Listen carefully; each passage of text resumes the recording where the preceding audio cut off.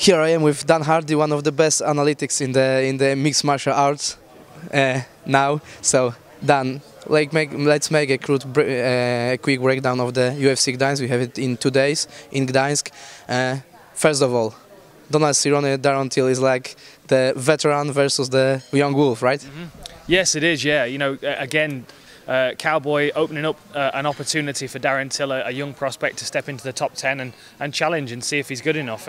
It's a big risk for Cowboy. Obviously, he's got the experience advantage. He's been fighting at the top 10 his whole career pretty much. So, you know, taking on an up-and-comer like Darren Till, you would expect Cowboy to be able to handle it, to be able to, you know, understand how to beat him, regardless of what he comes to the table with.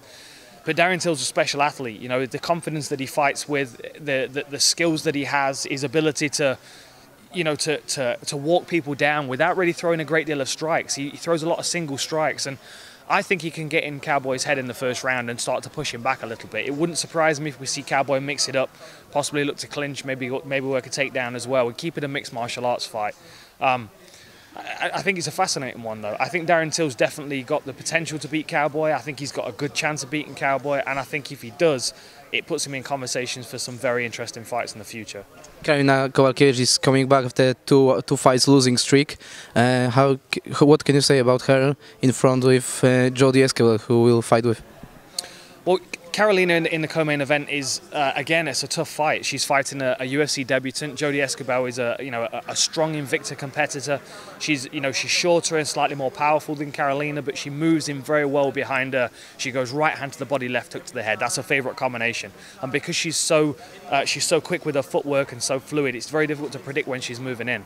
Now, you know, Karolina's coming off 2 losses, but she's lost to the 2 best strawweights in the world. You know, with Claudia and Joanna, without a doubt, are the 2 best. So they were both good learning experiences for her. And in the fight with Joanna, she looked good. She gave a good account of herself. She landed good shots. She hurt Joanna at one point as well. So people definitely feel like she's got the potential to improve and to get back to a title shot. She has to beat Jodie Esquibel this weekend. It's a massive fight for her. It's important for her to get that win. And I think Esquibel brings new challenges to the table, things that she may not have seen in Joanna's fight or in the fight with Claudia. So I think it's a tough test, but you know, with the support of her hometown fans, she should be all right.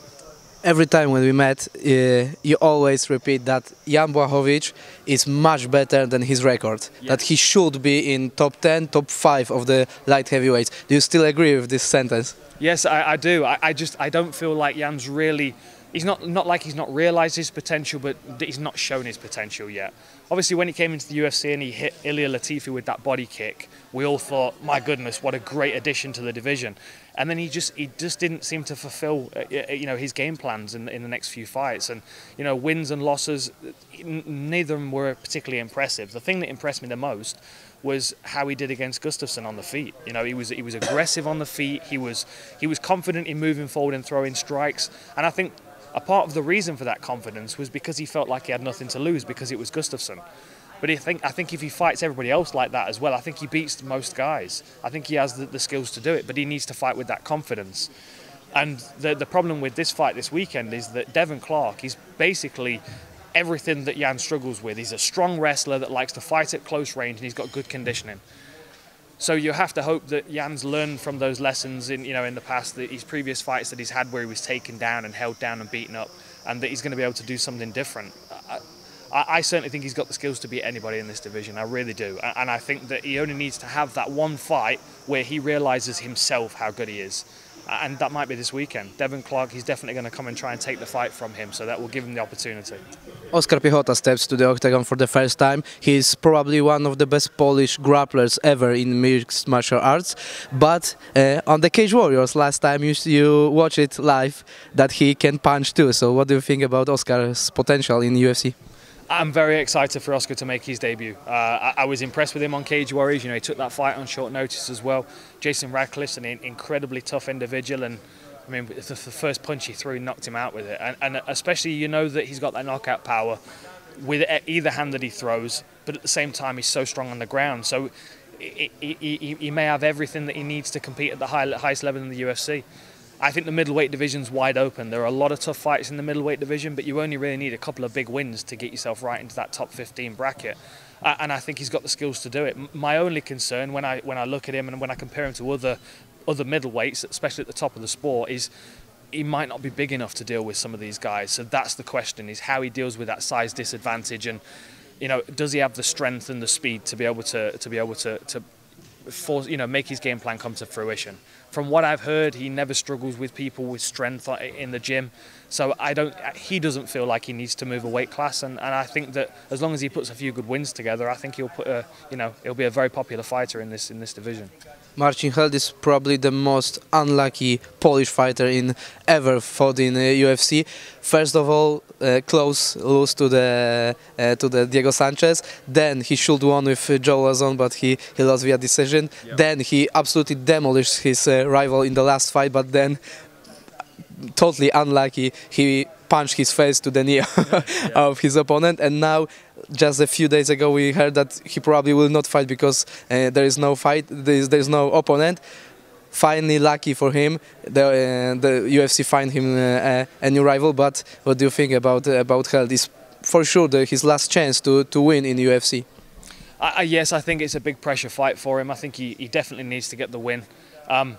Again, he's another fighter that has all the skills to do it. He's an excellent grappler. He's got lots of experience in mixed martial arts, and I just think he's been unlucky in the UFC. Even Joe Lazon after that fight said that he didn't win. He immediately when the referee raised his arm, he was shaking his head and pointing at Marcin Held.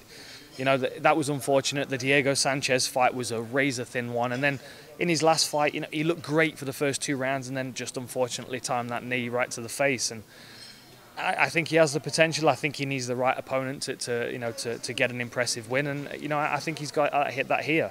The stage is perfect for him to get a big win in Gdansk, and close the undercard, and get all the fans on his side, and then set himself up for another fight in the UFC. Okay, then we have Damian Stasiak, Adam Wieczorek, and Salim Touari, the short notice Polish fighter, but probably maybe the most interesting of these 3, because about the Salim was really loud from the last few months about his potential debut in the UFC. There's been a lot of stir around Salim. A lot of people have been talking about him in Europe. I think everybody is expecting something great from him.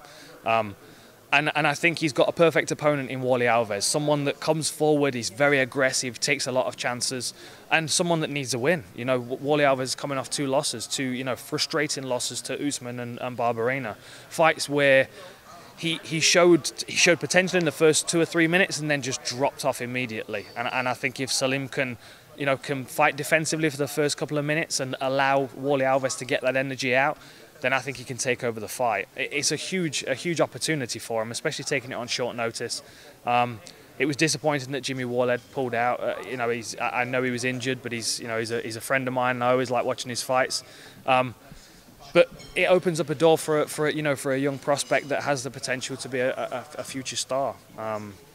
There's a lot of excitement around him, and I think it's excellent to see him on the card. Okay, and Adam Wieczorek and Damian Stasiak, what do you expect of him? Well, Damian Stasiak, again, a great grappler, really strong potential, possibly slightly undersized for the weight class, but has always given a good account of himself. He's a fun fighter. Always gives good performances in Poland as well. I think he feels comfortable competing here. I think he enjoys having that fan support on his side. The hometown crowd seem to really rally him and give him a little extra energy. And I'm excited to see Adam take on Anthony Hamilton. It's a tough fight. Anthony Hamilton's not really shown his potential in the UFC so far. He's picking up losses here and there, but he's a big, strong athlete, and Adam's a good grappler. He's still learning on the feet. He's got he's got elementary striking, but it's developing. But when he gets to the ground, he's a terror. He's been able to take down and control and beat people up, and he's got good submissions. I know he's been working with Marcin Tybura a lot as well, and he was one of the only people that would give Tybura problems in the gym. So that gives him a good idea of where he sits in the heavyweight division. Especially with Marcin now taking on Verdum, he's got an excellent opportunity in front of him. So I think it will give Adam confidence that he's already been competing at UFC level, and that he just needs to step in here and impress on Saturday. Thank you very much. Thank you, my friend.